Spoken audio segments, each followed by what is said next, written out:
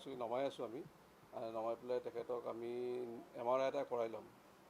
গোটেই স্পাইনেল কৰ্ডৰ মানে চাৰ্ভাইকেল যোনখিনি নেক গলৰ এৰিয়াটো চাৰ্ভাইকেল বুলি কয় আৰু তলৰখিনিত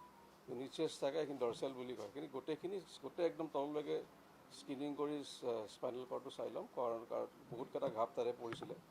আৰু পেটৰ এটা আৰু ভালকৈ আল্ট্ৰাচাউণ্ড কৰি ল'ম যদি তাতে একো নাথাকে তেতিয়াহ'লে আমি ক'ম যে তেওঁ সম্পূৰ্ণ বিপদমুক্ত হ'ব আবেলিলৈকে গম পাই যাব আবেলিলৈকে গম পাই যাম MRIৰ পিছত আৰু যদি কিবা অস্ত্ৰোপচাৰৰ কথা আহে তেতিয়া আপোনালোক কৈ দিম বা আমাৰ যোনখিনি যাৱতীয় দিব লগা থাকিব তেতিয়া নিউৰ' চাৰ্জাৰীটো চাই আছে নিউৰ'লজিক যদি লগা হয় আমি তেওঁলোককো ইয়াতে আমাৰ যোনটো এটা টিম বনোৱা গৈছে তেওঁলোককো লাগিলে সোমাই ল'ম তাতে নাই আমি দৰৱ কেইটা দি পেলাই ভাল পাইছোঁ নাই তাতে ৰিপিট আমি গোটেইবিলাক ৰিপিট কৰা যাব চব ৰিপিট তেওঁৰ লগত নিউৰ' চাৰ্জাৰী চাইকেট্ৰি জেনেৰেল চাৰ্জাৰী আৰু আমাৰ মেডিচিন গোটেইখিনি আছে তাত আৰু নিউৰ'লজি লগা হ'লে আমি লৈ ল'ম আৰু ক্ৰিটিকেল কেয়াৰটোৱে একচুৱেলি গোটেইখিনি চাই থাকে এনাস্থেচিয়া ক্ৰিটিকেল কেয়াৰৰ আণ্ডাৰতে GICU য'টা ICUত থাকে সেই তেওঁলোকে গোটেইখিনি মানে মাষ্টাৰ কণ্ট্ৰলটো কৰে যাকে যাকে লাগে মাতি থাকে মাত কথা দিব পাৰিছে দেউতাকো চিনি পাইছে আৰু আমাৰ লগত আমি যোনখিনি ক'ব লগা সেইখিনিয়ে পাতিছোঁ আৰু যোৱাকালি আমি খাবও দিছিলোঁ তেওঁ ধৰক অলপমান আহাৰ ৰাতিলৈকে অলপমান খিচিৰি ভাত খাইছিলে পানীও দিয়া গৈছে আজি যিহেতু আমি তেখেতক কিছুমান পৰীক্ষা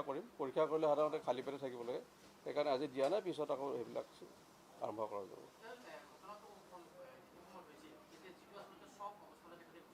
হয় এতিয়া আহিছে কিন্তু বেছি সোনকাল হ'ব এইখিনি ক'বলৈ কাৰণ তেওঁৰ যোনটো